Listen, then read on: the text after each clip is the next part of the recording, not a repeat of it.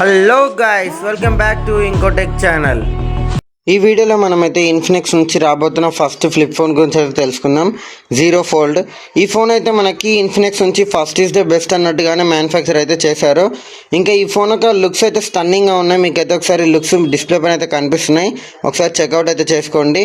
ఇంకా ఈ ఫోన్ యొక్క డిస్ప్లే గురించి మాట్లాడుకుంటే మనకి మెయిన్ డిస్ప్లే వచ్చేసి మనకి 6.9 ఫుల్ హెచ్డి ప్లస్ ఎల్టీపీఎల్ AMOLED డిస్ప్లేతో వస్తుంది. అలాగే ఇందులో మనకి 120Hz రిఫ్రెష్ రేట్ సపోర్ట్ చేస్తుంది. 1400 నీట్ పీక్ బ్రైట్నెస్ కూడా ఇందులో మనకి సపోర్ట్ ఉంది. ఇంకా చిన్న డిస్ప్లే, అదే మినీ డిస్ప్లే గురించి మాట్లాడుకుంటే మినీ డిస్ప్లే కూడా మంచి ఎఫెక్టివ్నెస్తోనే వస్తుంది. అంటే లుక్స్ పరంగా చూసుకుంటే మస్తు ఎఫెక్ట్ చేస్తుంది ఈ ఫోన్కి. అదే ముఖ్యంగా ఈ ఫోన్లో మనము చిన్న డిస్ప్లేలో పబ్జీ కూడా ఆడొచ్చు, బట్ కొంచెం క్రిటికల్గా ఉంటుంది. ఆడాలనుకున్న వాళ్ళు అయితే ఒకసారి ట్రై చేయండి. ట్రై చేస్తే ఎక్స్పీరియన్స్ ఎలా ఉందో కమెంట్ అయితే చేయండి కొనుక్కున్న తర్వాత.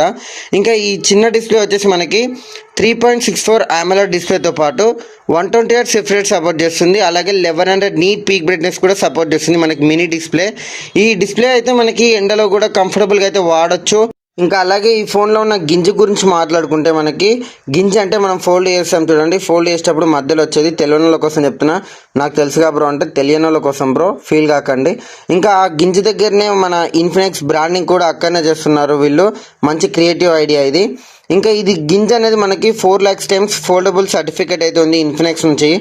ఇంకా నెక్స్ట్ ఇప్పుడు మనం ర్యామ్ అండ్ రోమ్ గురించి మాట్లాడుకుంటే LPDDR4Xతో పాటు UFS 3.1తో అయితే ఈ ఫోన్ లాంచ్ కాబోతుంది.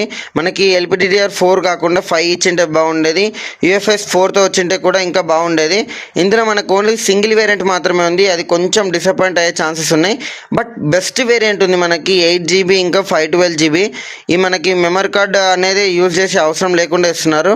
ఇన్ఫినిక్స్ వాళ్ళు మన బాధలను అర్థం చేసుకున్నట్టున్నారు, మెమరీ కార్డ్ కొనే స్తోమత లేదని.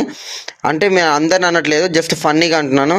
ఇంకా నెక్స్ట్ ఈ ఫోన్ యొక్క ప్రాసెసర్ అండ్ గేమింగ్ గురించి మాట్లాడుకుంటే మనకి ఇందులో MediaTek 8020 ప్రాసెసర్ ఉంది. 6 nanometerతో బిల్డ్ అయిన ప్రాసెసర్. మేబీ ఇది 4 ఇచ్చింటే ఇంకా బెటర్గా ఉండేది. ఇది మనకి గేమింగ్ కోసం అని అయితే కాదు ఈ ఫోన్ అయితే.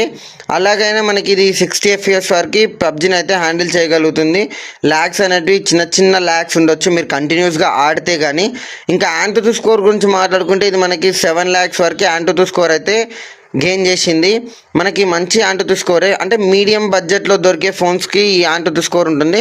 అలాగని ఇది చీప్ అని కాదు, అఫోర్డబుల్ ఫోన్ ప్రైస్లో వచ్చే ఫోల్డబుల్ ఫోన్ కాబట్టి.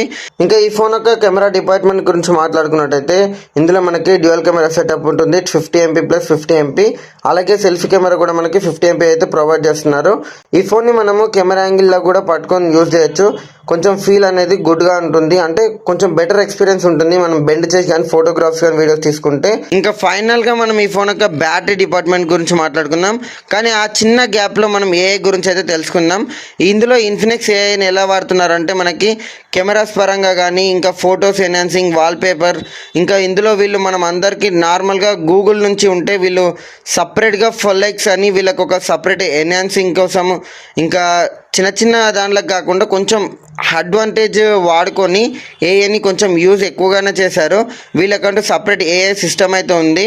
ఇంకా ఫైనల్గా ఈ వీడియోని ఎండ్ చేసే టైం అయితే వచ్చేసింది. ఈ ఫోన్లో మనకి 4720 mAh మ్యాసివ్ బ్యాటరీతో పాటుగానే 70 watts ఫాస్ట్ ఛార్జింగ్ సపోర్ట్ చేస్తుంది. ఈ ఫోన్ మనకి అడాప్టర్ కూడా బాక్స్లోనే వస్తుంది. ఇది ఒక మంచి బెనిఫిట్. ఇది నార్మల్గా శాంసంగ్ ఇంకా ఐఫోన్లో వచ్చేటట్టు అయితే వీళ్ళైతే చేయట్లేదు.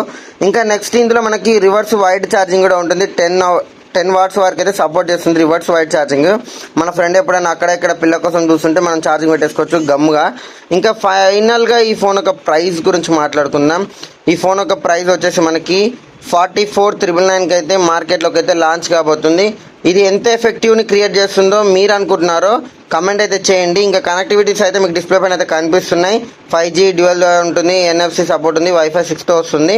ఇంకా ఫైనల్గా ఈ వీడియోలో మీకు ఏదైనా నాలెడ్జ్ కొంచెం వర్త్ అనిపించినా, లేదా నేను ఇంకా నాలెడ్జ్ని గెయిన్ చేయాలనుకున్నా కామెంట్ చేసి అయితే చెప్పండి. ఈ వీడియోని ఎండ్ వరకు చూసినందుకైతే thanks. Have a nice day.